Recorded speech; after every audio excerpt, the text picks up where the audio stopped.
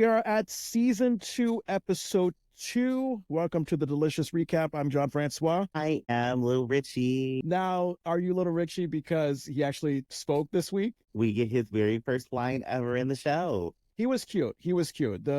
Especially the chemistry between Richie and Carl. I was touched by that. They had a really nice uncle nephew thing going on. It was super cute. It was cute. It was fun. Richie kind of stole the show in that one moment for me. Really? Oh my God, I want to hear more because even though he actually spoke, he didn't have as much screen time as he could have had. So I'm definitely curious to hear what your thoughts are. We are recapping season 2, episode 2, Torn Between Two Lovers. Original air date September 21st, 1990. Now, for those of you listening, you might notice that's the same air date from last week. That's because this was a 1 hour long season 2 premiere. Not only that, Andrew, I found some trivia from IMDb. They say at the end of Rachel's Place, the last episode we recapped, that episode and this episode, it aired as a 1 hour long continuation, meaning there was no end credits at the end of the last episode in its original airing. So apparently Rachel's Place and Torn Between Two Lovers, it literally was one package, and in syndication, it was split up into two 30-minute episodes. I've got to find if there's a commercial explaining this or like the excitement to promote an hour-long Family Matters episode.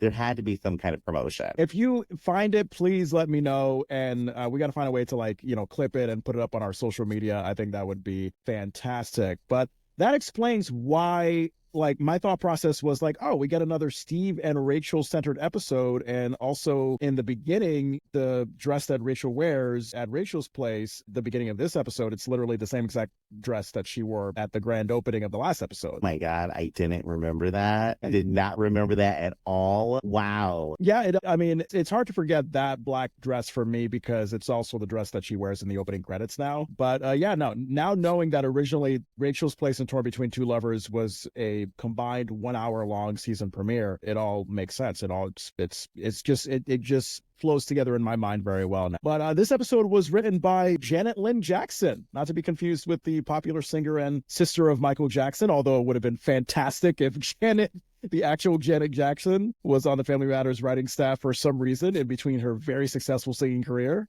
There would have been some amazing dance breaks. We would have gotten dance breaks like no other. Yes. That would have been great. Rhythm Nation with Urkel involved. Can you imagine how that would be? I'm slightly disturbed now. Rhythm Nation is one of my favorite videos, and I am not going to be able to unimagine this. Yeah, with Urkel, it just fucks it all up to the 9th degree. I did reach out to Janet on social media, and let's hope that she is alive and well and is willing to come on the show. Unfortunately, our director, Gary Mantier, is dead, so we cannot have him on, but I think he directed very interesting. Interesting here for our guest stars, Andrew. I think is this the first time... Never mind. I take that back because we have Rodney. I literally wrote in the parentheses, rare returning guest star, Bridget Coulter as Jolene, Eddie's girlfriend. And then I remembered, oh yeah, we had to deal with Rodney for God knows how many times in the first season. But we did. He kept coming back like a rash. Yeah, and he's nowhere to be found so far this season. So I wonder if they already dumped him. Let's keep this trend going. I'm going to remain positive that is the case. Hopefully Rodney will not come across our screens in this season. Yeah. We do have another handsome man of color as Rachel's date of the moment. I could say of the week, but it's just of the moment because not every week is Rachel dating somebody who gets thrown in the trash. Dominique Hoffman as Steve Webster. Are you familiar with any of Dominique Hoffman's work? No, I've actually got to look into his work. I have not actually known if I've watched anything he's been in. Yeah. I reached out to him to see if he could be on the show. So let's keep our fingers crossed and see if he makes an appearance as one of Rachel's revolving door of men. And here's a problem that I'm going to mention later on in our recap. It's already laid out in the summary. Our synopsis, if you're watching on Hulu, Steve Urkel mistakenly believes Rachel is romantically attracted to him as she prepares a candlelit dinner for her loan officer. So, I don't know. Can you guess what the problem is with that summary? I have no idea. I don't know what the episode's about. I don't know what's going to happen. It was so vague. There's no telling what could happen in this episode. God. Well, I guess, in case people are still fairly new to listening to us, we have a rating system that we will be mentioning throughout our recap. Do you mind explaining how that rating system works? Yes, we break it down like this is a meal because TV should be tasty. So what we do with it You got your appetizer. That's what drew you into this episode. What made you like it? What made you want a little bit more on your plate? Then you got your entree or your main course. Which, I always thought entree was something else. I didn't know it. I had to look it up just because we were doing this. Entree seems very like hors d'oeuvres appetizer-y. So it's actually the main course? Yeah, the entree is the main course. I did not realize that. So your main course, that's what really filled you up in this episode. What just put that food in your stomach and made you feel good.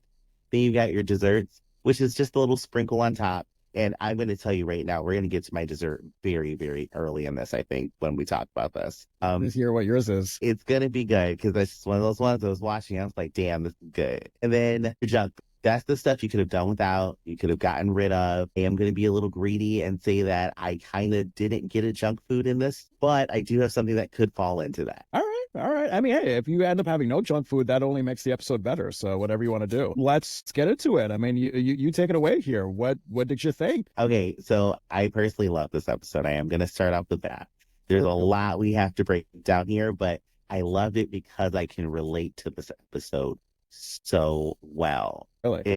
Well, Rachel and I are the same exact age. We're 35. Yeah. We're How does that feel? I mean, does that make you feel weird, or is it like a prideful thing? Like, I guess I could say it was prideful, but I felt seen. Like, I was like, oh my God, I'm like, this is somebody who's kind of going through some of the dilemmas that I go through in my head when I'm dating, especially when it comes to somebody who's younger. I just think it's very bizarre that the show that we watched as kids, we're looking at these adults like they're almost ancient. And the fact that you and I are around the same age as Rachel, probably Harriet, definitely Carl, it's just, I can't wrap my head around it. Yeah, it feels weird going back and watching this because I hadn't really watched it since I was a kid. So as a kid, like I fixated on Laura, Eddie, the kids, and all the stuff that they're doing. As an adult, I'm like, wow, they made a joke about a water bill, and I know what that means. As a kid, I had no idea about this stuff. Or like dating and doing things outside of the house to just be an adult. I never thought of it. So rewatching this now, I'm like, damn, okay, I can relate to this. This is even more impactful than it was before. So what about Rachel going on a date with loan officer Steve Webster related to you in terms of your own dating experiences? There's a scene, and we're going to get to it. I want to say it's like scene 5 or scene 6. No, maybe a little bit sooner. But Rachel's talking with Harriet and Mama Winslow. Yeah. And she's like, I like this guy, and my gosh, it's all good. And she's just happy, and you just see like this happiness in her. But then she says to them, she's like, I'm 35 and he's 28. Immediately, as I heard her say that, I was like, damn, girl, I can relate. Because if you're 28 years old, what am I going to do with you on a date? We're going to watch Bluey? Are we going to have popsicles? Like, what are we going to do? I have nothing to relate to you in this situation. See, I'm of the mind that once you get to your late 20s, you start to relate more to people in their 30s. I know that we can generalize and say like, oh, people in their 20s, people in their 30s. It's so different, but I think that some people mature pretty decently as they get to their later 20s going into their 30s. So I actually, when, the age difference was brought up of Steve being 28 and Rachel being 35, first of all, I don't buy Steve as a 28-year-old because I guess I'm just comparing it to myself when I was 28 and I felt like I was 18 in a lot of respects. But yeah, I don't know. It just didn't seem that big of an age difference to me where I would consider Rachel like, ooh, a risky cougar. I just felt like he's just a tad younger, but y'all were still on a similar growing young adult plane. It's just me. I mean, I can see it. Like, it's perfectly legal. It's not pervy. It's not weird. Now, if Rachel was 35 and he was 21, we have issues. Then I would be angry. I mean, 21 or younger, honestly. If you're 18 to 21 and you're dating someone who's 35, we have questions for that 35-year-old. Right. And, if Rachel was dating Urkel, which is what could have happened, Lord knows what prison she would be in. Yeah, I get what you're saying. Even though 21 is like the minimum like legal recommended age per Mama Winslow when she mentioned like, hey, my man better be single, at least 21 and has his own toothbrush. Yeah, 21, you remember how mature you were at 21. I know how mature I was at 21. I mean, we weren't quite there yet. It's similar to being a teenager. So yes, if a 21-year-old is going out with a 35-year-old, that's going to be an interesting relationship. Very interesting. John, I'm just going to tell you this. At 21, I was fucking stupid. I was as dumb as I was as a teenager. Okay. So I'm like, no, I couldn't get into it. But then also my own self, where it kind of feels weird, where I'm like, this person is 28. They are fully an adult. I'm comfortable with them, but I just don't see in our day and age with how fast we process information, how many trends and things change. Can I relate to somebody who's 28 years old? And even now dating, using some of the dating apps, which Grindr, which I have something to talk about that later for the Patreon, thoroughly enjoy as a great app. But being 35 on there now and having 28-year-olds like sending me messages, I'm like, I just don't know what I would relate with you about. Interesting.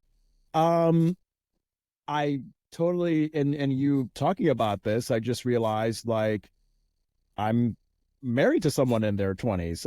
Tony is 29. Yeah, 29. I'm 32 and 29. Look, when we first dated and she was 24 and I was 28, I think there were some occasions where I felt some type of way. Her best friend certainly liked to poke fun at me as if I was like an 86-year-old grandpa, but, we liked a lot of the similar things. But yeah, I mean, sometimes there's just that specific age range.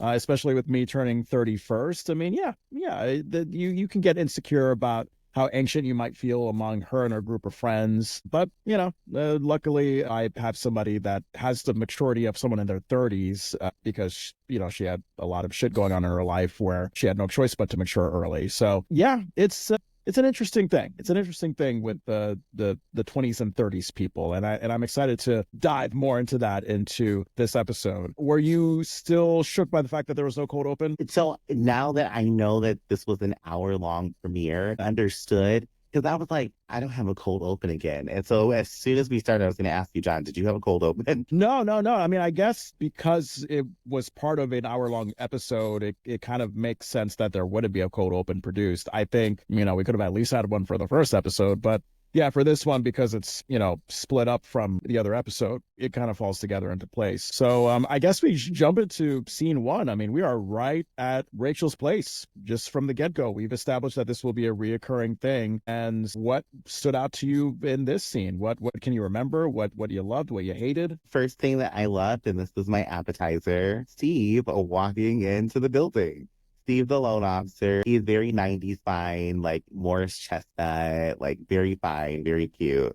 So when he walks in and Laura has her like physical comedy moment that I feel like she nailed perfectly. Yeah, she was a little Steve Urkel. Yeah, she had like her little mini Steve Urkel moment. She gasped. She saw this fine man and she's like, oh my God, who is that? And then she gives us a good little exit of the scene to give Rachel and Steve a chance to talk. Yeah. So first of all, Steve Webster, yes, handsome, charming guy. I agree with you on that. It's interesting how you say this entrance with Steve Webster and Rachel and Laura is your appetizer, because my appetizer is a sort of twist on that. It's the Me Too-like red flag pops up when it's explained that, Steve is the loan officer and he's coming in with flowers, clearly for Rachel. Hey, let's treat Steve kindly. It's an unfair power dynamic. I mean, we don't need to explain that ever since we went through the events in 2017.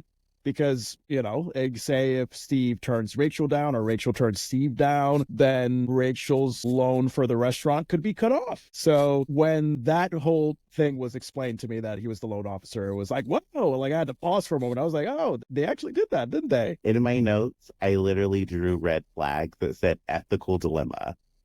Ethical dilemma for this entire moment. This is an ethics problem. Oh my God. Hey, did you remember the moment when Rachel compliments Steve's flowers and he does like a fake humble response that we've seen before? It's like when, you put on a nice dress and someone's like, oh my God, that's a beautiful dress. And you're like, oh, this old thing, I just got out of the closet. Steve's version of the humble response was very bleak. It was just like hilariously bleak. He was like, these flowers, nah, they're just weeds. I was like, I would have chosen something a little bit more fluffier, like, oh, these little things I just picked up from the garden yesterday. but no, these are weeds. It was an interesting response. I thought I heard it wrong, so I had to rewind it. And I'm like, wait, did he just say it was just weed? And it didn't get much reaction from the audience, but I think someone caught the laugh later because in the middle of the scene, you hear someone kind of relate to a joke. And I think they finally picked up on his joke. Well, good for them. Good for them. Now, Laura doing the Steve Urkel slapstick when she's like, befuddled by Steve. I think she was putting away the flowers for Rachel, right? Like she was going back. And how do you compare that to Harriet's slapstick? Because Harriet had a bit of slapstick in season 1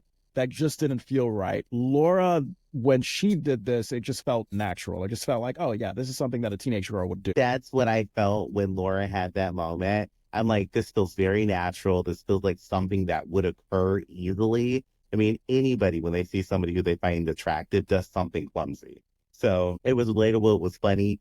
Harriet's physical humor, I think I kind of blocked that out as like a bad memory. Memory regression is a thing for a reason. It's Vietnam. The slapstick is Vietnam. It's going to hit me back later. A loud noise is going to trigger me. I'm going to scream, Harriet, no.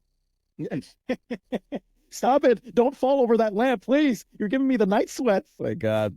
I mean, maybe it's kind of like pointless because it's like we find out that episodes 1 and 2 of the second season are one episode. But when I still saw the grand opening sign up in this episode, it got me thinking, like, technically, how long is too long for a grand opening sign to be up? Like, I looked up online on Bing and it said, like, oh, yeah, maybe an entire weekend, maybe an entire week is the limit. Like, when would you put down the grand opening sign on your business? Will we close the first night? So it's not a grand opening after day 1. It's not a grand opening after day 1 because I'm imagining myself going to a restaurant and I go to brunch every week. If a new brunch spot opens and I go next week and they still have a grand opening sign up, I am leaving. Feel uncomfortable. Really? Because you think that they may be still working out the kinks. I think that they're either still working out the kinks or this is their kink to draw people in. And did I just come to one specific grand opening? Okay.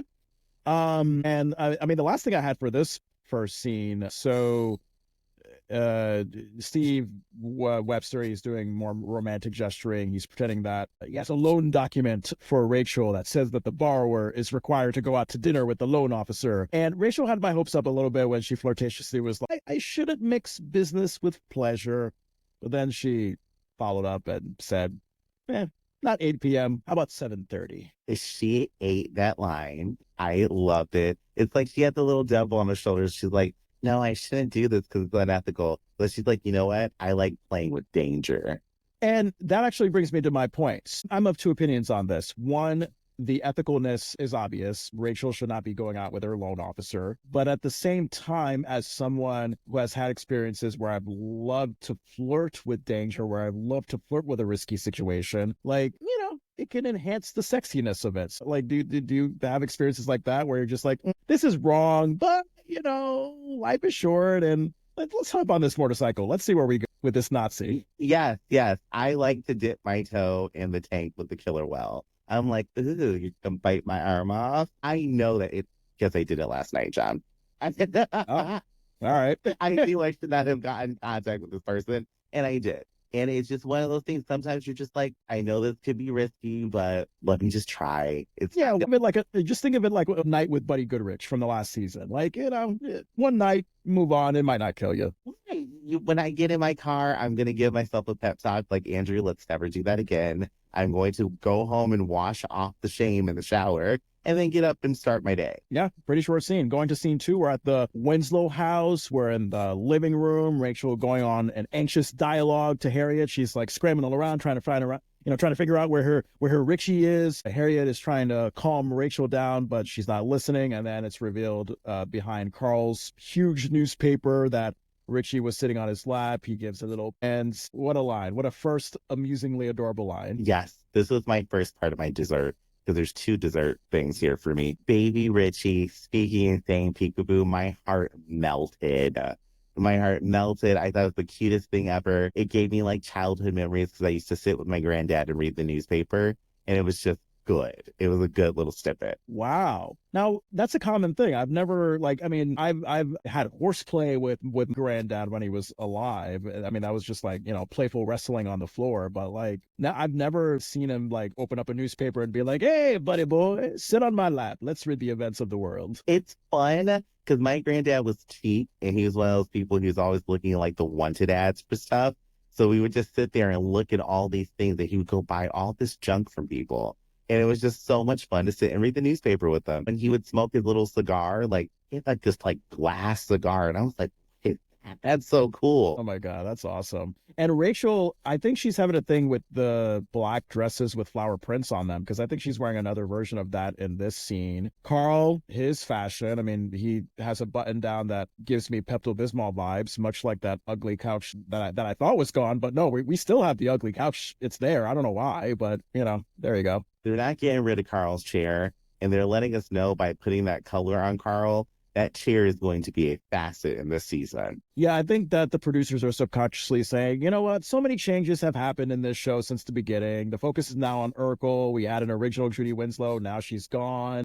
Laura and Eddie's friends have come and gone. I mean, there's been so many adjustments that they need to have one constant, and it's to have a couch that makes you think about diarrhea prevention. We know that we are in the Winslow household when we see that ugly chair because it is just there. And I think Harriet is wearing another Barney the dinosaur vibe shirt. She's wearing a green and purple striped shirt. Maybe it's just me and my Barney obsession from the 90s, but she's just been reminding me a lot of Barney lately. It's Barney's colors to a T because I thought about Barney too. It's the exact purple and the exact green. Yeah, it's insane. And then when Rachel tells Carl that when Steve's here, entertain him until he gets ready. Was she referring to Steve Urkel or Steve Webster? Steve Urkel, right?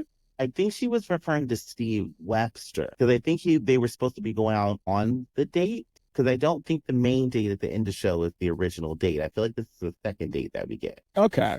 Because I was thinking like, oh, if it's like Urkel that she's referring to, then it felt like the setup should have had more explanation because it's already been established that Urkel is not a welcome presence in the Winslow home. So when, Rachel introduced him like that, it just seemed like Steve was a welcome neighbor. That's what it seemed like because they really shot themselves in the foot naming both characters Steve. But I feel like in that moment, I was confused until I rewatched the episode and I'm like, okay, maybe this is the first date that she was preferring to meet at 7:30. And then the actual date is at the restaurant at the end of the show. Possibly. Yeah, it's very possible. Very possible. Do you remember when Harriet told Richie that he could not watch a Sesame Street tape because that's what Richie wanted to do because Uncle Carl wore it out?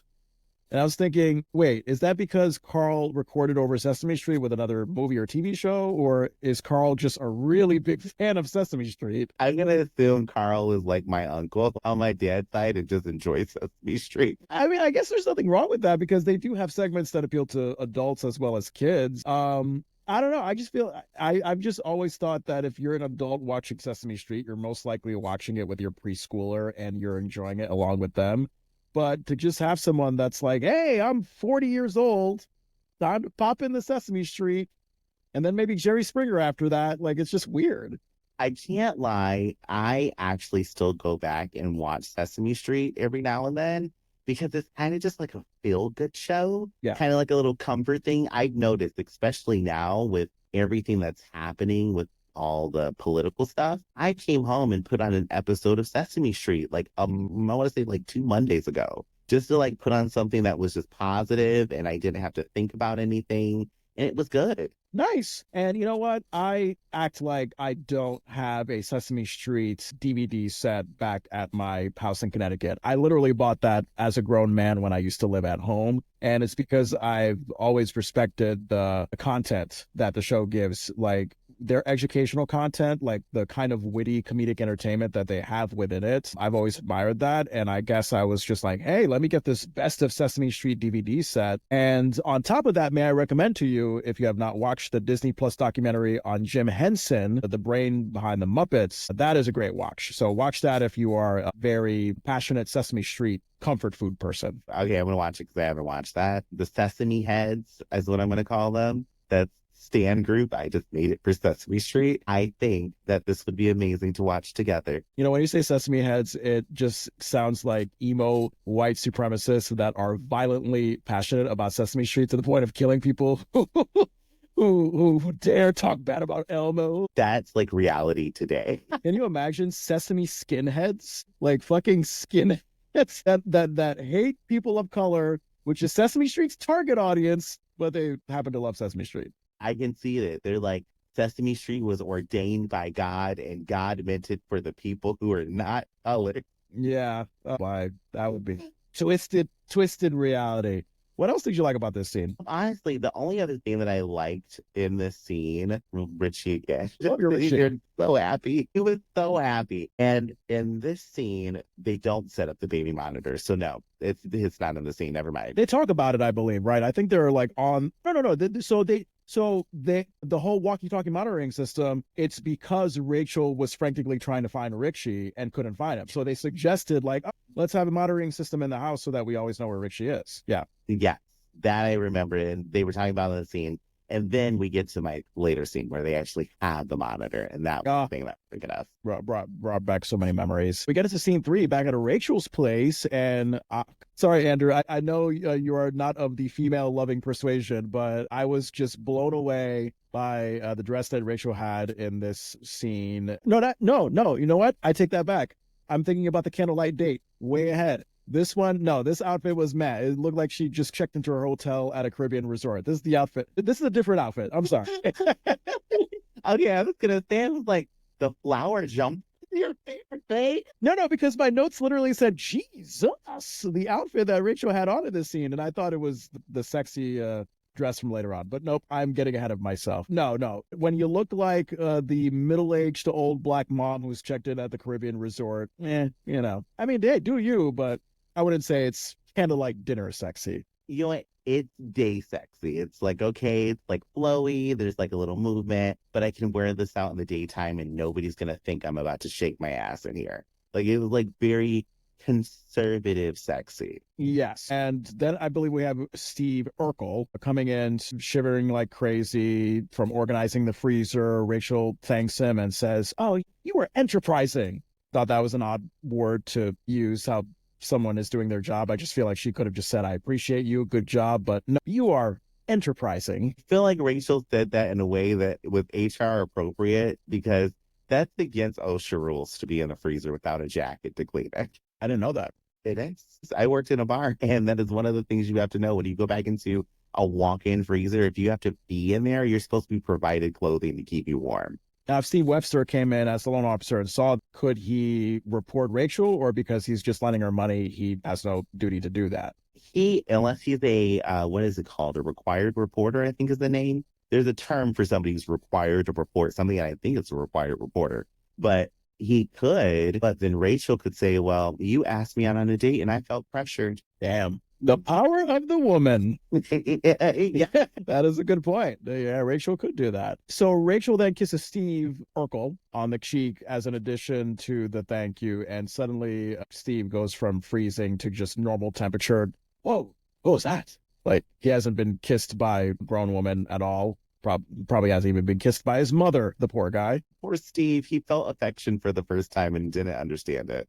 God. And then I think this is when Steve moves on to his interaction with Eddie, which would be a funny but strange transition. I don't know about you. Did you find that to be abrupt? It was really abrupt. I actually had to hear that Steve and Eddie talked very briefly, but it was kind of like just thrown in there to give Eddie a lot.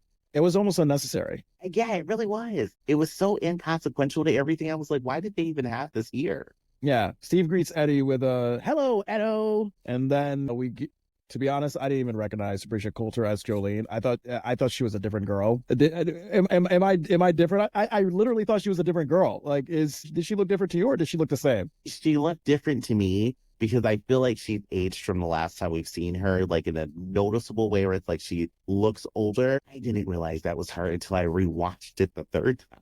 I had to look at the credits on IMDb. I was like, oh, shit, what? Jolene came?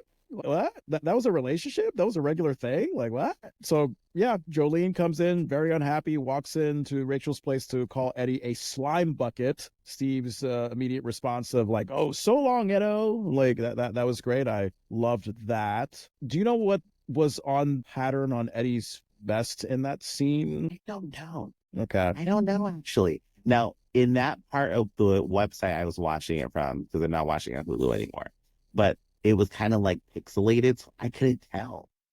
Huh. Okay. All right. All right. Well, we'll have to take a closer look in our next rewatch of this episode because we just do repeats for no reason. If I find out it's like a cult emblem or something, I'm talking about it next episode. All right. I'm down with that. I'm down with that. So Jolene is asking Eddie if, she asked out Simone Edwards. Jolene becoming very angry and defensive about this. And Eddie sheepishly says, "Yeah, but, she turned me down." And then Jolene's just like, "Hey, that's it, Eddie. We're through." And she exits. And I like how we've gone from Eddie being sort of like simply and possibly innocently girl crazy to just him being a dick now. Over whatever time frame this is taking place, I'm going to say we're maybe a year out from when we first met the Winslows. Eddie's gotten experience with girls. He's gotten jaded. Like the way he's just like, it doesn't matter.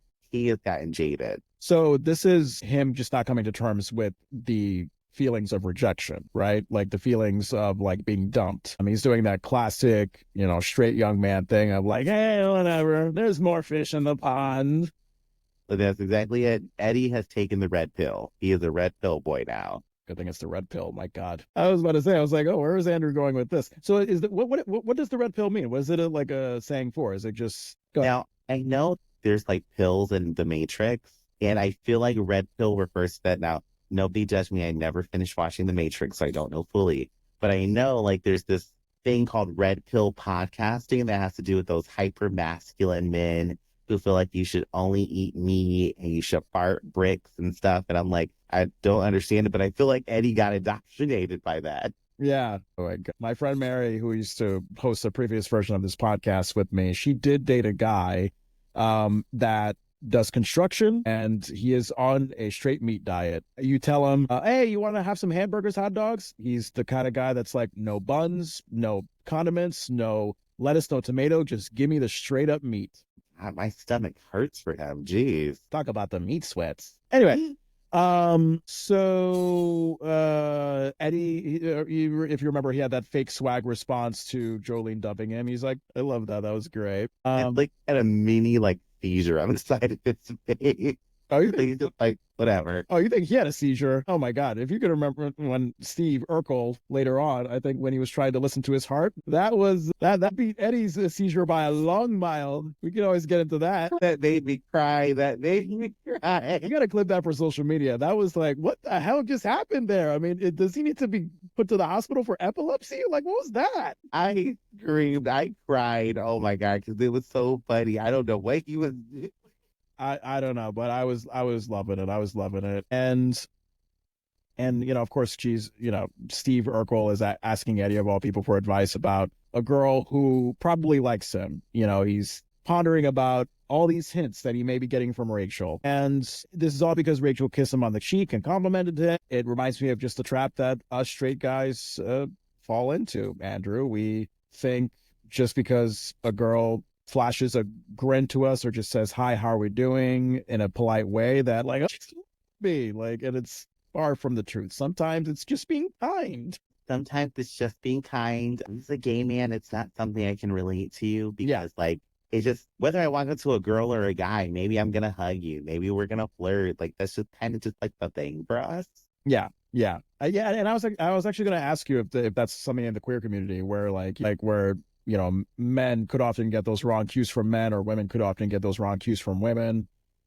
Yeah, it can happen. I mean, you can stare at somebody for too long at the gym and they think you're there to cruise and hook up. And there's that misinterpretation of signals. So yeah, it's the same. Flirty stuff like kissing somebody on the cheek or something like that. It's more freely done, I would say, at least in my experience in the gay community, between men. So it's not really something you would think like, oh, that's like somebody flirting. It's like, no, they just are friends and they kiss each other on the cheek or something like that. But then I can see like in a dynamic of like a heterosexual frame, it's like, this isn't really like the thing that we do. Right.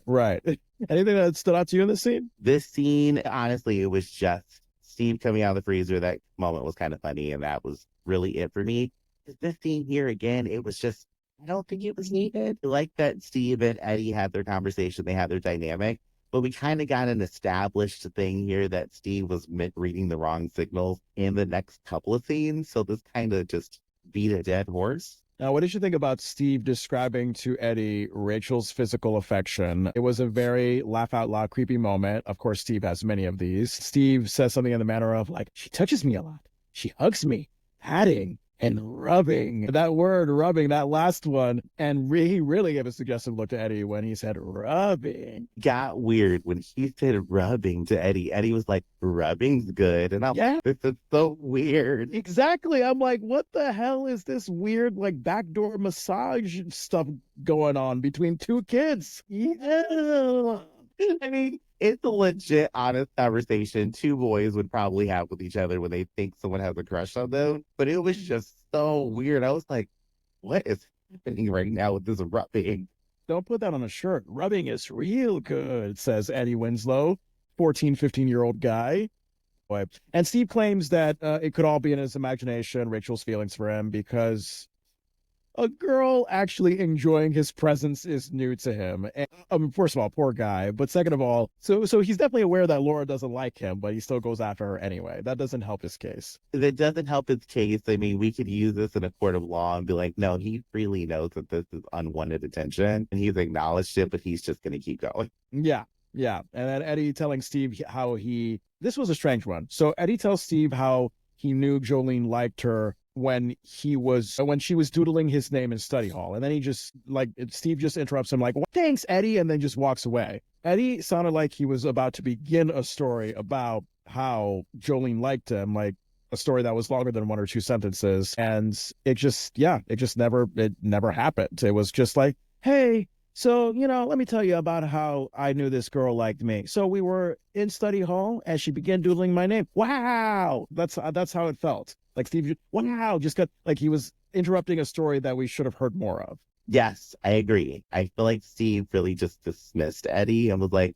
I don't care. I got my problem answered and your story's stupid. Yeah. And my last note about this scene, so Steve finds the notepad on the restaurant counter filled with red marker, hearts everything, and says, Rachel loves Steve. I gotta tell you, Andrew, I didn't know until midway into the next scene that Rachel's interest that she's actually in love with was also named Steve. I totally forgot about that. I really did. So during that moment, I was like, is Rachel a pedophile? I totally forgot. Forgive me, notes. Okay, so I can get how you forgot it because I thought you were going to say that I didn't realize Rachel was the one who did that. That is a major problem for me, an adult doing that. I was like, oh, this is weird. Yeah. Rachel, what? I'm not surprised. I'm concerned still, but I'm not surprised given the behavior that we've seen from Rachel lately. She does have very teenage, young adult girl tendencies. She's all over the place, not following through on ideas. Yeah, she just gets ahead of herself. So that schoolgirl thing of like, sit in a tree, me and Steve, KISSIG. Like, I totally can see that with Rachel. And to a loan officer, one, that's a problem. And two, the guy she just met like a little while ago. Revolving door of men, that's all I can say. Revolving door of men. She sees a candy that she likes, she sucks on it, and then when there's nothing left to suck on, she just moves on to the next Jolly Rancher. Jesus Christ, she just described my life. Thank you. Hey, nothing wrong with that, because if the Jolly Rancher is good, that's all that matters. Right. And I don't want it to get small and hard. I need something big and like filling. Like, what are we doing? God, yay for jumbo Jolly Ranchers. That should be a thing because they're too small right now. Okay, I can go on a rant on that. I'm not going to go on a rant. I know. Scene 4. We're back at the Winslow house. We're in the kitchen, opening with Harriet looking in the fridge. Judy behind her, Harriet instructing Judy to add zucchini to the shopping list. And I call them doo-doo braids. Is that what they're called? What Judy is wearing? Because my sister used to have that back in the day. I've never heard them called that, but I actually just thought they were ponytails. It's because they're braids that are so thick that they literally look like doo-doo in the toilet. That's not an insult to the girl. It's just, I've seen braids like coming out of my ass. Yeah. I mean, they looked fine, but you know, every little black girl has had doo-doo braids at least once in her life. I mean, I can definitely see the hairstyle being a thing. I'm pretty sure my niece has had her hair done like that before. I thought it was cute, but I just never heard anybody refer to it that way. Yeah. Well, not now you've heard it. Now you've heard it. So when you were at Judy's age, did you know how to spell zucchini? No, I did not know how to spell zucchini at her age, and I didn't know how to spell zucchini until about 30 minutes ago. Yeah, I had to look it up on Google because I was like, how in the world do you spell this? You know, Judy is struggling to spell it, and she just kind of gives up and say, "Let's just get corn instead." I felt like Harriet should have at least given her an assist, or, you know, do what you probably did. You probably tried to spell zucchini improperly, and you got it wrong a million times until you eventually got it right via Google cheating. He did, eventually he did. And, when it comes to spelling, I just feel like if Jesus wanted us to know how to spell, we would have the lexicon in our brain. And we don't. And that is okay because Jesus gave us Google. This is arguable. I mean, I do know a human or two that can claim that they've invented Google, but hey, they were born out of Jesus's penis because I guess Jesus was pregnant with all of us. So there you go. There you go. There you go. Like Google has the thing. Beyonce created the internet and they just came together as this one force, and we're blessed because now I know how to spell zucchini, and zucchini is delicious. But this line from Judy when she's just like, I'm just gonna put ice cream. Yeah, it's a great delivered her line perfectly. It's a good line. I wish Judy definitely should have had more great moments, but what we were given was great. Anything else that stood out to you in this scene? Yes.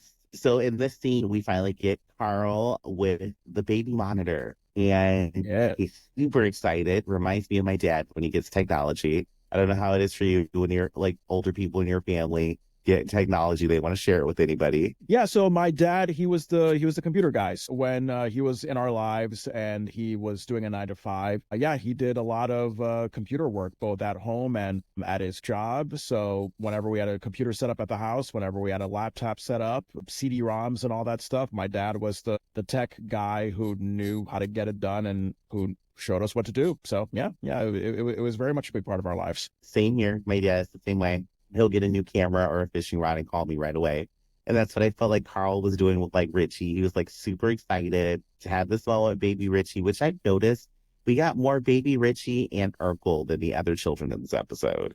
Yeah. But it's like, I just love this moment. It was fun. We got baby Richie excited to use the baby monitor. And then he plays the trick on Carl, which is even better. Oh, yeah. I think I know what you're talking about. So, Carl's setting up the walkie-talkie intercom system. It's also reminding me of like the joy of walkie-talkies as a kid. Did you have them as well? Like now the age of cell phones, especially smartphones, like it's not much of a big deal. But back then, before we had cell phones in our hand, to have the thrill of like, whoa, I'm speaking into this device thing and I can hear you in this device and you're in the other room. What's going on? It was fun. I loved walkie-talkies as kids. Did you ever have the Nerf ones that were supposed to be like waterproof so you could play a water gun fight?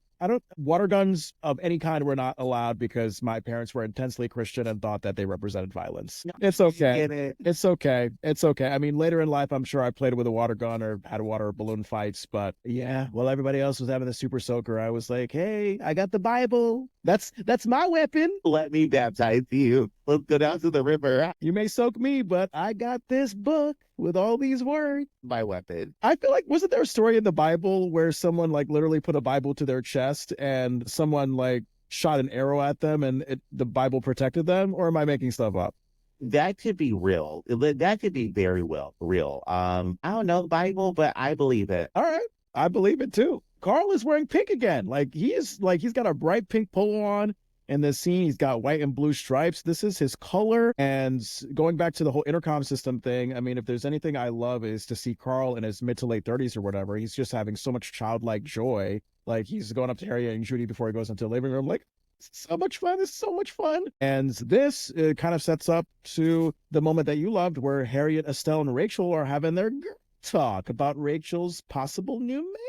Yes, this is my entree. This is my entree for this meal. It literally was the main plate of food that I needed to like really enjoy this episode. because we get Mama Winslow, we get Rachel, Judy at the beginning of the scene being nosy, and Harriet. And so Judy, of course, gets sent upstairs, and Mama Winslow, at first I thought she was going to walk out of the scene and not say anything. Did you think that? Mama Winslow was going to walk into the scene and not say anything? She was going to walk out of the scene and not say anything. Oh, no.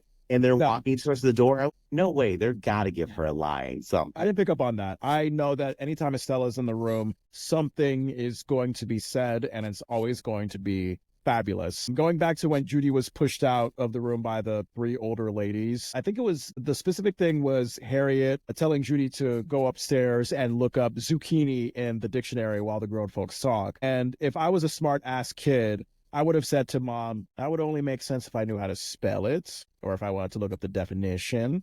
I don't know if I could look up zucchini if I can't spell it. oh my God, I would have got hit. Yeah, me too. And then I would have made a lot of money talking about my trauma on TED Talks. I don't know. Anyway, sorry to interrupt your moment. Go ahead. What further did you like about this moment in this? Excuse me, I'm sorry. It's okay. Like in the scene, because I can relate to that, being like the young kid at the cookout or something, the adults are like, this is adult talk. Get out of here. Yeah. You know, I felt seen again in this episode. What I did love, and you hinted at the line earlier. So we get Rachel talking with Mama Winslow and Harriet about dating this guy. And Rachel is like weirded out by the age thing. She's like, oh, it's just weird. And she doesn't want to be a cougar. But Mama Winslow, when she comes in, she says, I just need three things from me. They need to be single, over 21, and bring their own toothbrush. I felt seen again, because that is me. I think she said at least 21. I don't think she said over 21. I think she said at least 21. So that tells me that Estelle has been around the block with these youngins. And, you know, look, I know there's a lot of 20-something-year-old guys with a grandma fetish. I know it. It's just a thing. So if they're of age, I tend to say, you know what, Estelle, get your bag. I mean, it's weird because we talk about like, it's like a 36-year-old and a 21-year-old. It's creepy, but something about a 78-year-old, you know, having a good time with a 20-some-year-old who's hopefully 21 and older.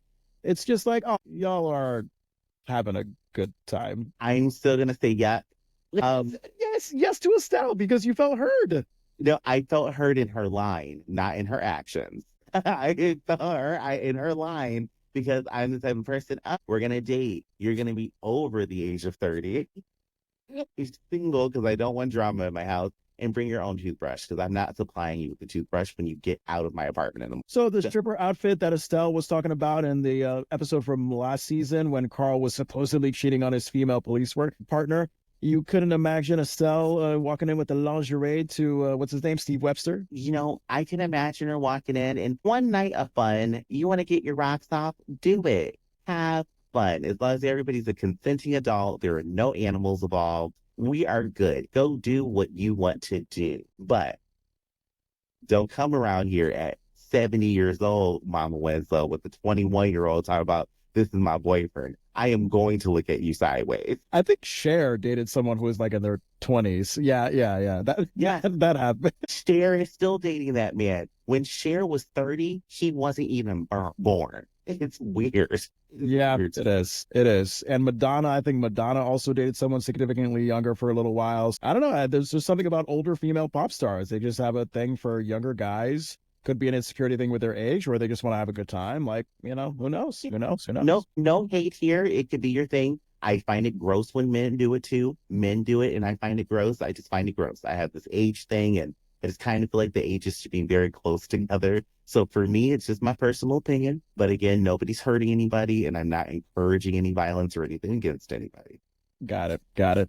Well, you know, when Rachel in this scene was obsessing about her being 35, Steve being 28, I mean, I was like, Rachel, stop it with all this gender foolishness. Because again, Steve looked around her age. I don't completely buy that he was 28. And let's look at vice versa. I mean, if older men can get away with dating younger women, then you could do your own thing, Rachel. I just think that the age gap is close enough for them that you shouldn't even need to be called a cougar. Just call it like, hey, it's two adults who just have like, 7-6 years apart from each other. And did you ever notice that when Rachel was talking about like how she felt like people were staring at her and Steve because of the age difference? I didn't pick up on that at all in the scene that Steve was in, Webster. at the restaurant? Did you detect like people were like, oh, this is like it seems normal to me. It seemed normal to me, and people were just staring at y'all because you were flirting with each other. Everybody watches PDA. They're like, ooh, what's about to happen here? You're But right.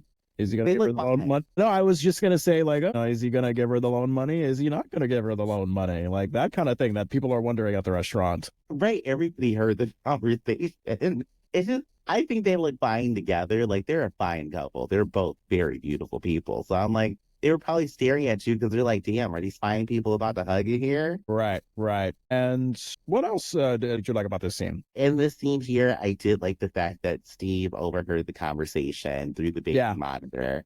And I thought that was a fun little setup. And that's where I'm like, we didn't need the scene with Steve and Eddie because we had this cute little setup scene. And then Steve could have talked about it with Eddie, or we get Steve talking about it with Carl later. so I gotta say, Steve's entrance when he is, asking Carl where Laura is so he can give Laura the school notes. I forgot about the scene. Carl says she's in the shower. Steve, without a beat, heads upstairs. Carl quickly pulls him by the back of his clothing, and Steve perfectly is like, I almost got you there, Carl. I was like, God damn it. That was fucking funny. Yes, creepy, but so I guess a little bit of a spoiler alert. My dessert is Urkel, like especially from the moment where he gets all nervous listening into Rachel's walkie-talkie conversation with Harriet and Mama Winslow, and he's really going on this train of thought that Rachel is in love with him. He is just God. Jaleel, the comedy that he gives is 5+++ stars. There were just so many laugh out loud lines, and laugh out loud physical comedy that just I loved it.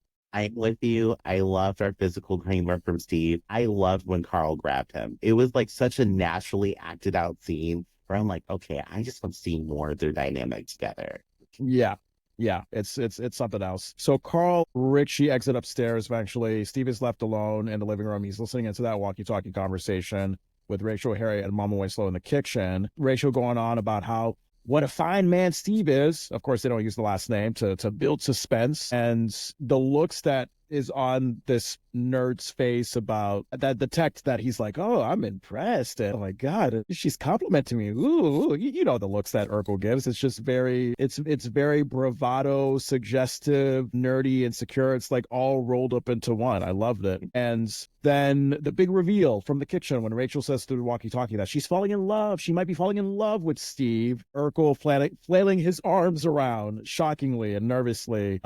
Not only a female, but a grown adult female likes me. I don't know what to do with myself. And we get the scene ending here appropriately in suspense. So it was just great. I mean, Steve's reaction to all of this unfolding was just great. And it doesn't stop from there. It doesn't stop. This is where we get the like pedal to the metal towards the finale of this episode. And I really enjoyed this whole scene. I think it was done well on everybody's part. So scene 5, we are still at the Winslow house. I mean, we basically go back to Rachel continuing her walkie-talkie conversation with Harriet and Mama Winslow. And at some point, Harriet and Mama Winslow, they do like a synced whoop to Rachel buttering up her definition of Steve Webster, that is. And Steve just turns the walkie-talkie off from the living room, Steve Urkel, because he's just overwhelmed with this information. He just doesn't know what to do with it. And then Rachel comes into the living room to greet Steve and ask how he is. And he's just like, fine, I'm fine. It's very weird. And it's great. From here on out, it's just Jaleel knows what he's doing. I already know he's going to have a nervous breakdown and it's going to be priceless. So Rachel asks if he can be at the restaurant Sunday night at 7:30. And come help me out on this romantic date that I want to go well. Yeah. I wonder if Steve's nervousness is subconsciously him thinking if this is all legal. Like maybe he's aware, like, oh my God. I mean, Rachel's a beautiful woman, but I haven't shaved yet. I love that it's the legal side that you're going to. Because I thought Steve was kind of like, I get abused at home, so I'm about to get some food and a woman. That's what I thought it's something I'm thinking about. Oh my God. So Rachel comes up. Rachel asks Steve if he can come up with songs for the jukebox at the restaurant. Steve asks if he really has to do that. And Rachel, in a slightly playful way, tells Steve that she's his boss and she'd be willing to pay him. And Steve has a shocked face that like brings an amused like suggestiveness to that moment, because now it seems to be that we're implying that Steve is a prostitute. Especially when she says, I'll pay you double the rate. I'm like, what? Yeah, child male prostitute over here. This whole scene was weird. It was. It was. The audience was laughing though, so they weren't paying attention to that. Also, I think it's kind of an abuse of power for Rachel's end, right? Because she's making someone work outside of business hours, and if they don't, they'll get fired. Yes, and I'm pretty sure children can't work after it's dark. Yeah, children and Joe Biden cannot work after 8 o'clock. That's the law. Like he clocked out 5 minutes early. Yes, he did. Yes, he did. He's a smart man because what's the difference? You're going to get paid like what, 0.5 cents for that extra 5 minutes? He's like, I'm out of here. I'm going home. You guys can have it. Yep. Yep. And I wrote here in my notes, so toward the end of this scene 5, at this point, I just could not keep track of the beautiful comedy Julia was giving me. I mean, he had a funny, nervous moment. I can't remember how he said it, but, he just said, okay, in a very funny way. And then he eventually fainted when Rachel came in to give him a hug. And then Urkel just gets back up and saying with a smile, oh, just blacked out there. Like I'm just picking out all these pieces of comedic brilliance. And, if we listed every single detail, we would be here all night. But we would. Just his faint was the funniest part for me. When he fainted, he did it so smoothly and effortlessly. He let out as he fainted, I screamed. Yeah. Anything else that stood out to you in scene 5? No, because the next scene is where we get my dessert. Okay, let's get into it. Go ahead.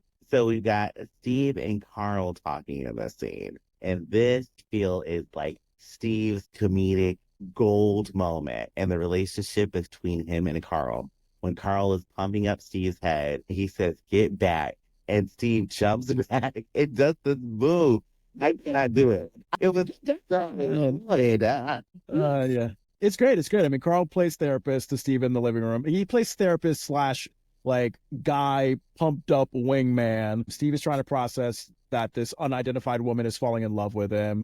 Carl is asking Steve if this woman is attractive. And remember when, Steve eagerly says, oh yeah, she's got a feast for these 4 eyes. So weird. Settle down there, horny horn dog Urkel. God. And, this is especially after saying that, like, he wished it was Laura who liked him because his heart wouldn't be so torn. I don't know. In this moment, I just had a callback to when Steve accidentally walked into Rachel taking a shower back in the first season. I think we're going to kind of get a thread of Steve having a classic little guy, older woman crush on Rachel. That's what it seems like it's building to. For the show, it's a really funny dynamic because we know Rachel is not interested at all. But watching Steve be like this little kid who's like, well, not little kid, like teenager, who's like, oh my gosh, I have my first crush and now somebody has a crush on me. It's just funny to see the dynamic play out. Absolutely. Absolutely. And yeah, Rachel clearly does not like Urkel. She likes Webster, but I like Carl in this moment because he's gently giving Steve the advice that he needs for the long term of like, hey, instead of like obsessing over a girl who doesn't give you the time of day, Laura, how about spending time with a girl who you like and she actually likes you? I know the thing with Rachel is not for real, but I think to a larger extent, it represents the point that Steve needs to be told. It does. We finally get Steve learning a bit of a lesson, even though it's like wrapped in the comedy. Yeah. And oh boy. All right. So Carl gets Steve confidence up about this unidentified girl. And Steve, my God, this motherfucker with this swaggalicious macho man, head bobbing, sort of suggestive Bill Cosby walk. Remember those walks he used to do as Cliff Huxtable, like when he was about to get some with Claire, like that was what Urkel was giving me in this moment. He was just like, and they were doing a call and response together. I love Carl and Steve. Like they were just like you said. I mean, get down with your bad self. Get down with my bad self. It was great. It was so good. That was like the funniest moment all season, last season for me. This beats out all of last season and everything we saw in episode 1. I loved it. And did you notice that there was a weird smattering of studio audience applause after, Jaleel just gives us this big performance? I felt like it deserved more, like a full-throated cheer or much more rounded round of applause. But yeah, no, it was just like it was just, like 2 old people at a community center clapping. So in my notes, I put that I don't think that the majority of the audience was Black. They did not laugh at this. Yeah, yeah, yeah. But you could have a point there. Yep, yep, yep. Because going back to the Cosby Show, I would watch some episodes. The moment I'm thinking of is when Cliff was repeatedly asked to go out to the store to get Thanksgiving stuff, and he always came back with the wrong stuff, and it was raining as fuck.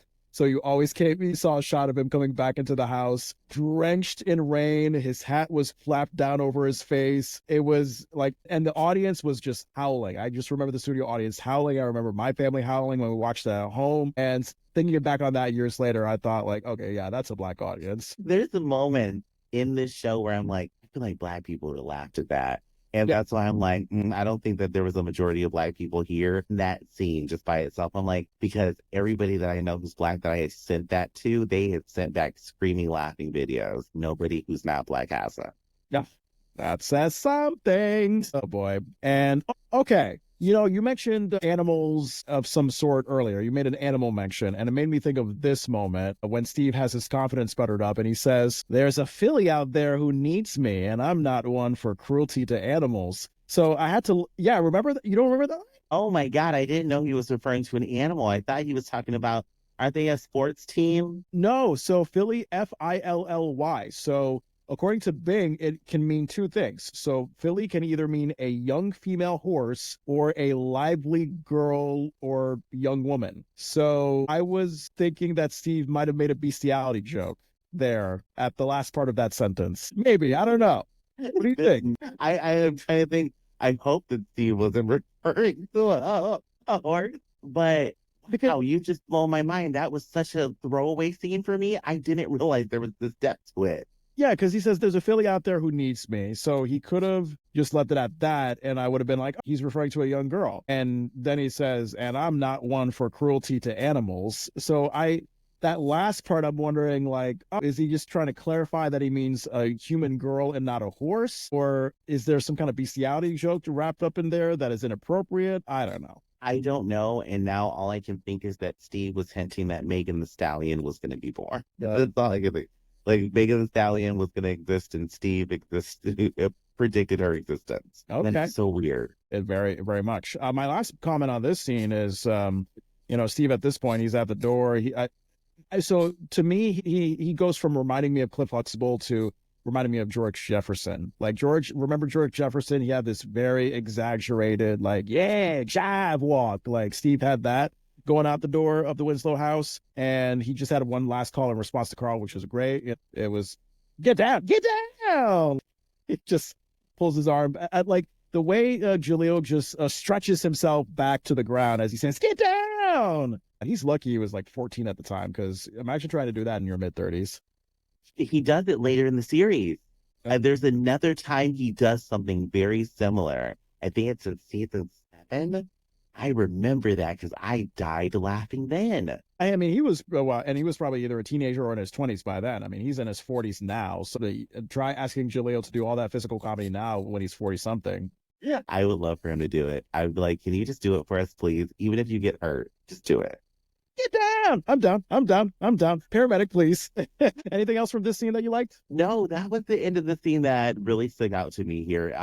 It was just, this is probably going to be my favorite scene of the entire episode, including like the first and second part.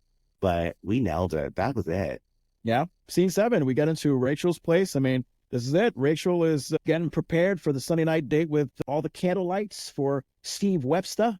But Steve Urkel doesn't know that. What did you like about this scene? Well, it's something that you hinted at, saw in a completely different spectrum, but Rachel's dress is freaking beautiful. It's great. And also, it reminded me of the dress that she was almost going to wear on the date with Alan. Remember when she was trying out dresses with Harriet? And she had like this very yellow, like exotic Mexican-y kind of dress. It seems like she took that dress out and decided she was just going to go all out for Steve Webster. Like she dressed pretty tame by comparison for Alan, but for Steve Webster, she's like, he might be getting some tonight. She's like, look at my body. This is beautiful. It was a halter top with a peplum over a pencil skirt, and it was yellow, which yellows look good on Selma Hopkins. That yellow looks good on her. Yeah. And it was just beautiful. It was a standout moment as far as like wardrobe for me in this episode. Yeah. She was very gorgeous. I'm surprised the audience didn't woo. Like, for fuck's sake, if you can woo Laura in her date dress when she was about to go out with whoever it was when Steve Urkel got introduced back last season, you can woo a grown adult Rachel. I think that's okay. Yes, they could have wooed her. I feel like she deserved it. That outfit was beautiful. It was. And God, Urkel entering the scene. Here he is. He's looking like Humphrey Bogart with that tux and his hat. He's holding a trench coat over his shoulders. I mean, he's straight out of Casablanca. You know, he's like, hey there, bubbly brown sugar. Like, he is just Mr. Suave right now. He really is. I'm happy that you mentioned Casablanca because that's the first thing that popped in my head. I was like, oh my God, such a Casablanca moment.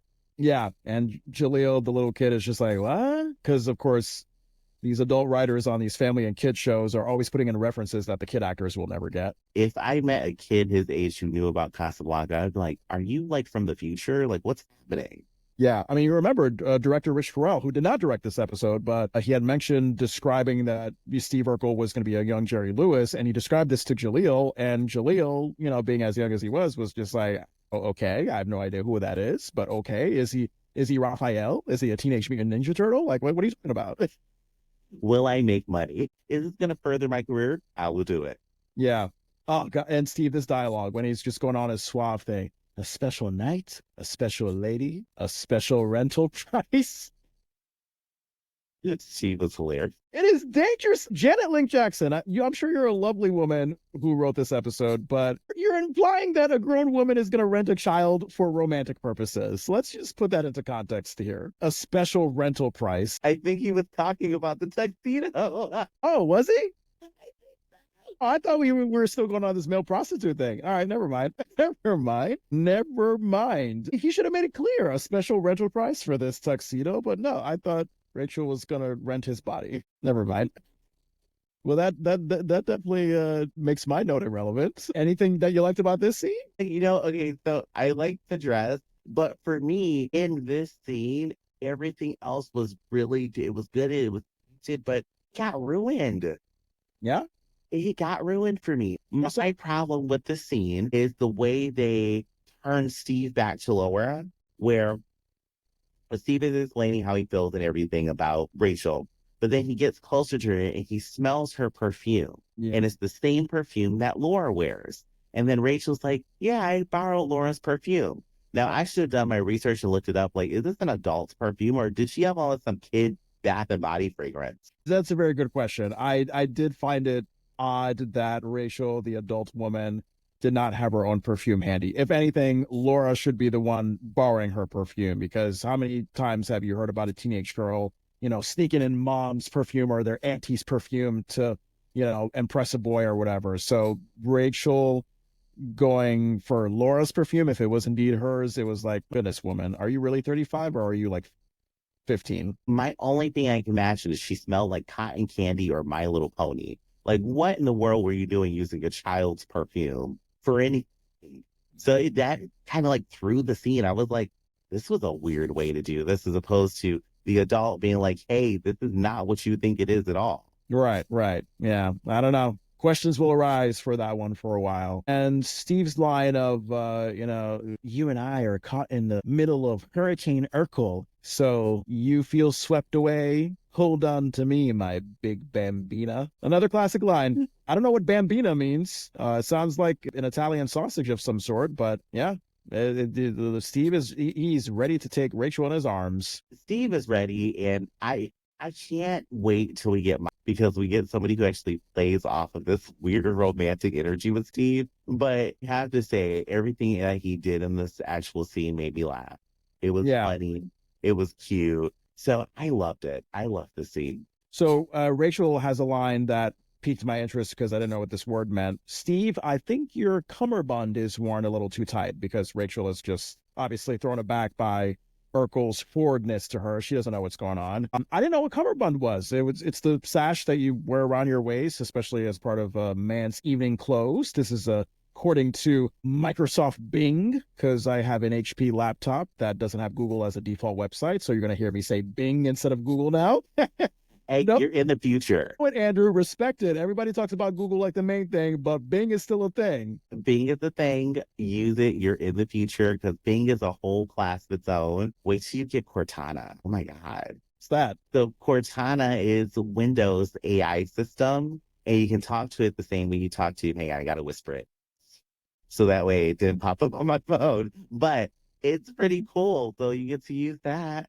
Oh, I gotta look into that. My last moment about this scene 7. So when Rachel realizes Urkel is mistaking himself, Mr. Steve Webster, in that walkie-talkie conversation, how in the hell did Jaleel remember this next line I'm about to say? So this is what Urkel says, quote, "Fool on our age difference. The wicked whispers of the small-minded will turn into shouts of admiration as soon as I start shaving." So one, it's a very wordy line to say for a 14 or 15-year-old. So bravo to him for doing that. Also, maybe I'm getting the meaning wrong like I did with the rented price thing, but did this tiny teenage kid tell this adult woman that she'll be screaming for joy in the bedroom once he has facial hair and can shave? Is that what the implication of it? You want me to read it to you again? I think that's what the implication is in that Game of Thrones statement. Like, Okay. that's what I think that is. Because, wow. Wow. Yeah. Yeah. And there's a random fade out after that. I don't know why. Family Matters Family Matters has a habit of not knowing how to properly end scenes. So we randomly fade out into scene 8. We are still at Rachel's place. This is Rachel trying to tell Steve about the mistake he's made. God, this great line. So Steve is mentioning Carl's advice. He's like, "Well, a wise and somewhat portly man told me to explore our relationship. And when portly men speak, I listen." I love the word portly. It's great. But don't use it on your significant other. I use it on my wife just as a fun thing. And I know. It's like, I don't know. I just think it's an adorable term, but no, it still means fat. It's like a cute way of saying that. But John, geez, I'm surprised you're still alive. I know. I married a kind woman. What can I say? But yeah. I mean, look, she can call me portly. I don't mind. Like, oh, your leg is adorably portly this evening. I don't know. How about you, Tog? What did you like about this scene? The second part of the scene where Steve starts to explain he got his device and everything, I thought this was a good way to kind of try to wrap up the story as cleanly as they could. The writing in it was very good. Like, it felt like a genuine conversation that somebody would be having with themselves if they were a narcissist, trying to figure out why somebody doesn't like them. 10%. And remember, our seizure moment happens here when Steve interrupts Rachel to say, "Hush, my puppy. Let's listen to our hearts." And he literally looks like he's about to have a stroke as he physically tries to listen to his heart. I'm sorry, I can't stop laughing every time I think of it. I'm just putting it. Yeah, like, let's put him on a gurney, please. Like, what's going on there? Oh, God. Yeah, we got to cut that for social media. That would be great. I'm going to. We have to, because that just moment, I just screamed. Yeah, yeah. It's something.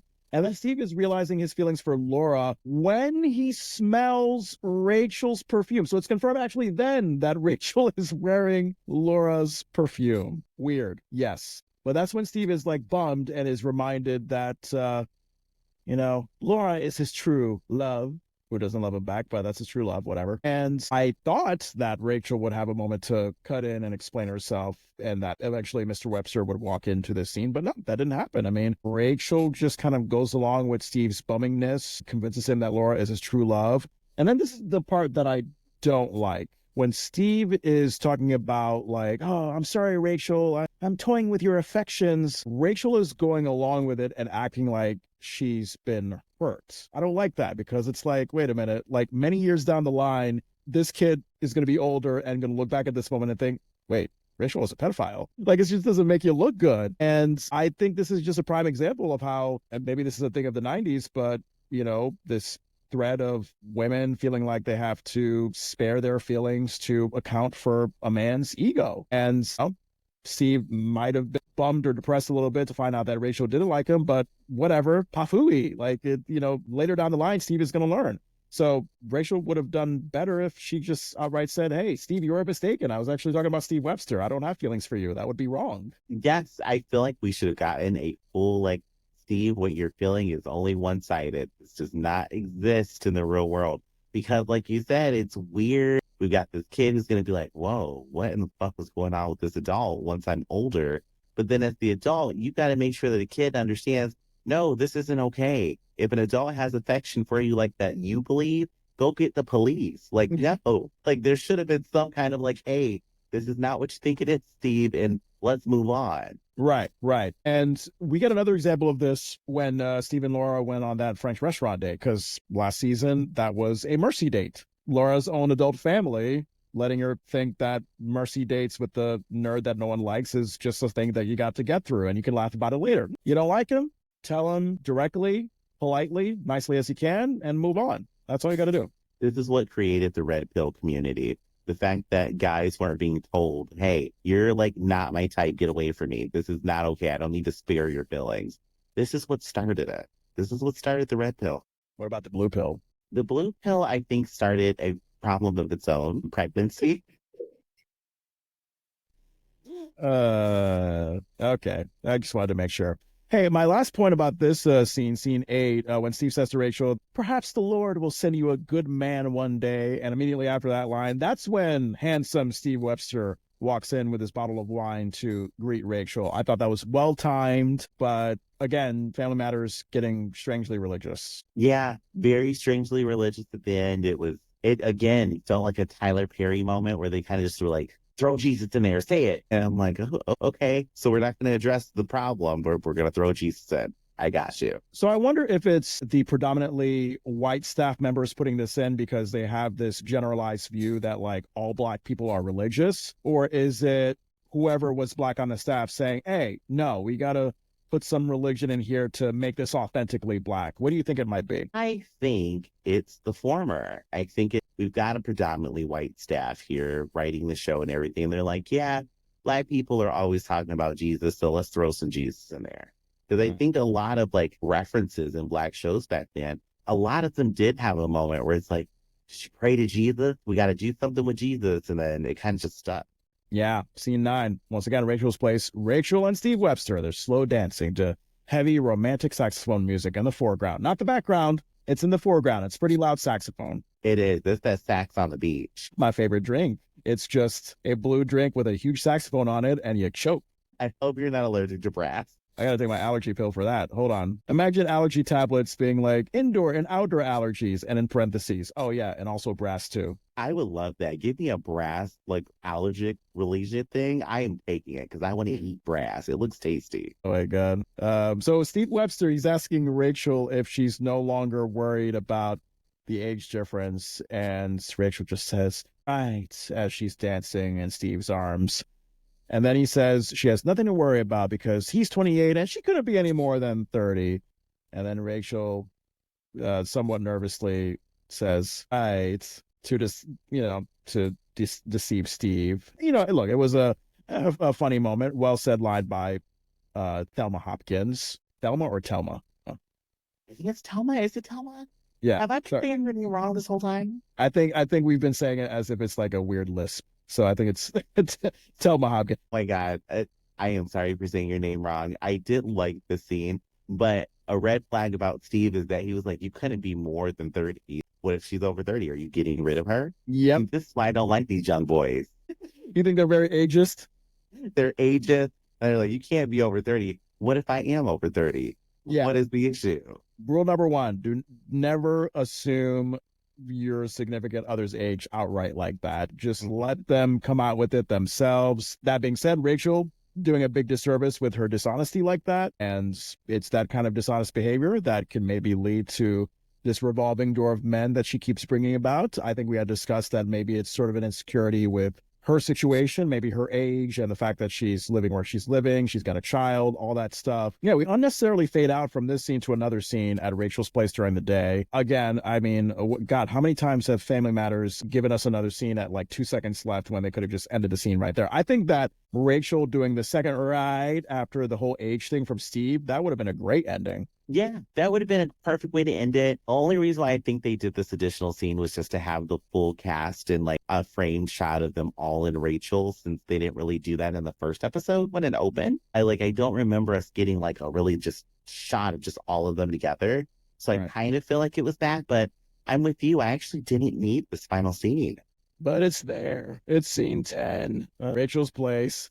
And it's clearly a very active Saturday. My God, 80s synthy dance music is playing. There's a crowd. There's some people dancing, some people sitting. I mean, Carl doing some thumb pointing lame dad dance to clearly show how not cool he is, but I still love him anyway. He's doing his thumb pointing dad dance over to the table where his family is. And did you notice that, like, when Steve was ringing the cash register as he was working, it sounded like it was almost part of the background music. It was like almost in sync. It was. It was almost in sync with the background music. It was like very distinctive. But that cash register was beautiful. I just have to point that out. That thing was beautiful. What about it was beautiful? I didn't notice. Like what? Like It what? was. It looked like it was made of solid gold, and it had all this ornate like stuff on it. Like I was like, "Ooh, this looks so cool." Like something out of Willy Wonka and the Chocolate Factory, almost. Yeah. Yeah, I love that. So we go to the table where all the Winslows, except Richie, that's where they're situated. Mama Winslow's line about the busy place today, that was odd for me. This place is packed tighter than a Cuban cigar. I just felt like, okay, not a line that I would expect from a family sitcom, but okay. I mean, Mama Winslow smokes. We know our doll babe is out there having a blast, so she really smokes. You know, Mama Winslow is fucking 20-year-olds and watching Scarface. You know she's doing that. Yeah, she's twisted up a blunt with Scarface, and she's like, "You better have your own toothbrush." Yeah, don't want to, have that old lady toothbrush. That's a different vibe. And then we have comedy. I know, right? Yeah, exactly. It's up there with salmon ice cream from the last episode. I totally agree, Andrew. Your disgusted face is so justified. Anyway, so then we have a comedy of threes moment here. And when I say comedy of threes, it's like three comments, and the first two comments are usually like a setup, and then the third comment is like the punchline. So, for example, Rachel being like, "We're doing okay." Harriet says, "Yeah." Rachel, "Customers are pouring in." Carl says, "Yeah." Rachel's like, "We all making money." And then the family all excitedly pounds on the table. Yeah. Like, it's just like, it's that comedy of three buildup. And it's not so much a punchline that we got to, but yeah, you see what I mean? It's like that roller coaster. I like that. I didn't know how to describe that moment, and you have just nailed it. Yeah, it's a pattern that I've seen a lot in comedy. It's interesting. And then when Judy asks if they can order some food, and Carl he seemed to earnestly be like, "Hey, it's a good idea, Judy." And in my head, I was like, I think that's what people normally come to a restaurant for. I think they come to order food. Carl was like, "We're in a place that makes food." Like the look of surprise on his face. I'm like, "You're at a restaurant." Yeah. How about some generic burgers and fries? Let's go. In that moment is one of my favorite people in the world, because the way she said that, it kind of reminded me where she's like, "We've been here for so long, people. Can we eat, please?" Yeah. I mean, I could be too slightly stuffed, but if I'm in a restaurant sitting down, sure, we could bond, we could talk, but not until we look at the menu. I mean, we're there for a purpose. Let's go find our salmon fish cakes, and then let's talk. Yeah, I'm with you there. Like, order, and then unless there's a mimosa sitting in front of me, why are we just sitting here talking? There's some purpose to this. Yes, especially if it's like an awkward date. Like, you need to have that food and beverage to fill up the space. You do. You do. Oh, you do. Okay, I'm going to do that at my next date. We're going to get food. Tell me how it goes. You'll know me.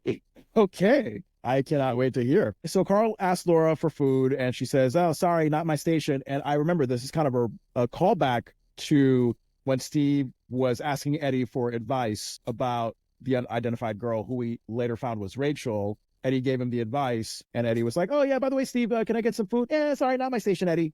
So we get that again, this scene with Laura to the rest of her family.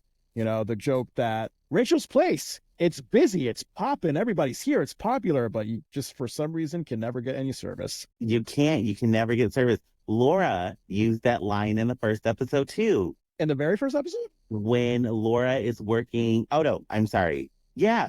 Didn't what's his name's club burn down? Leroy's restaurant? Was Leroy's last episode? Yeah. Okay, then yeah. So Laura did say a line in last episode when the family comes up and they're like, "Oh my gosh, we're going to order from Laura because it's our first day of work." And then they walk over and they're like, "Can we?" Someone's going to say we're going to get food. And Laura's like, "I'm sorry, this isn't my table." And then Steve comes over and takes their order. Interesting. I didn't know that. Well, that's a good callback. Yeah. So I think we're going to get this thread. Rachel's place, where you never get food, even though there is some. This is not my station.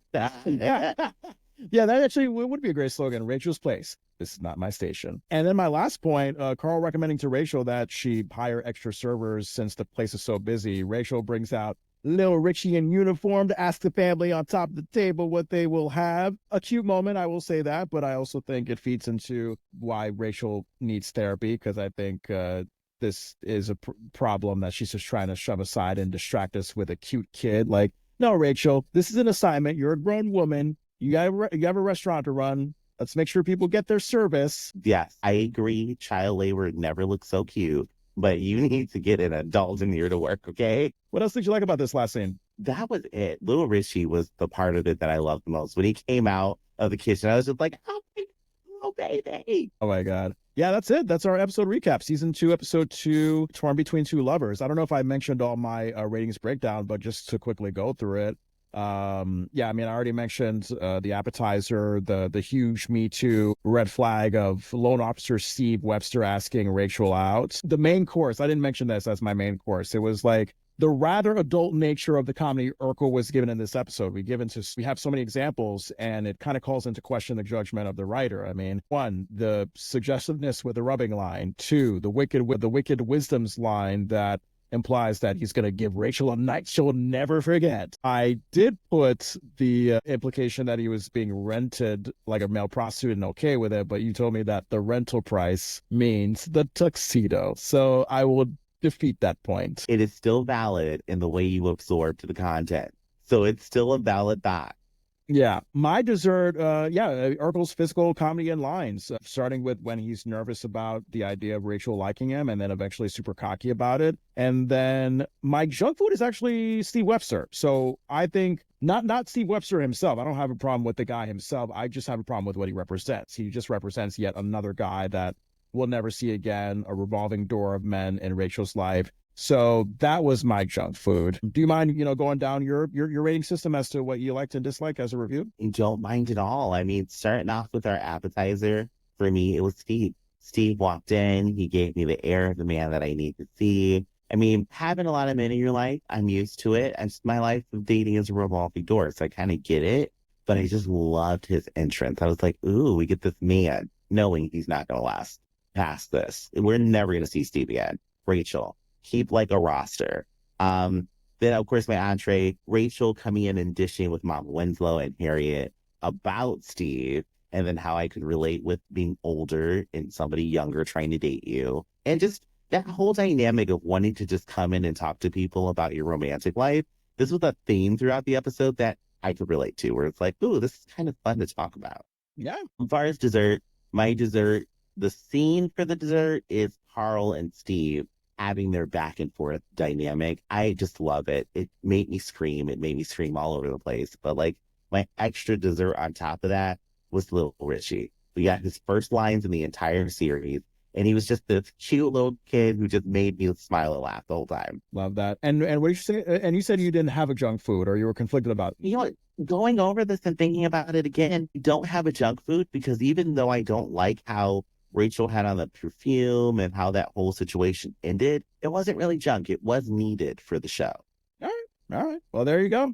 Hey, if you have any thoughts about season 2, episode 2, which is called Torn Between Two Lovers, let us know. You can contact us at thedeliciousrecap@gmail.com. Follow us on the 100 million social media accounts that we have unfortunately set up for ourselves. You can find us either at Delicious Recap, at The Delicious Recap. Type in The Delicious Recap. Either way, you should be able to find us on Facebook, Instagram, Threads, TikTok, YouTube, Reddit, and Patreon. The Patreon, I should stress, is a work in progress. We're trying to figure out what to do with that. I think you and I, Andrew, we're probably going to, get comfortable with these as we're recording right now. We're recording this in July. This episode you're not going to hear until October, dear listener. But yeah, as we're recording this, we're recording some like summer break episodes to release in the present publicly, and maybe that'll be a big part of our Patreon as we move forward. I could see that. It could always be a little background status, like, ooh, you guys get to check out our back door. Boy, make sure you clean up before you see it. And clean up before you see it. I mean, if you're into mud play, that's on you. I'm not really into that. But, if you want some backstage behind the scenes access, our Patreon is the place for it. God, we are the dirtiest 90s comfort food show ever. I love it. The 90s was dirty. The 90s is why we have people that are freaks these days. Sam and Tommy, the sex tape, dirty. Great, yeah.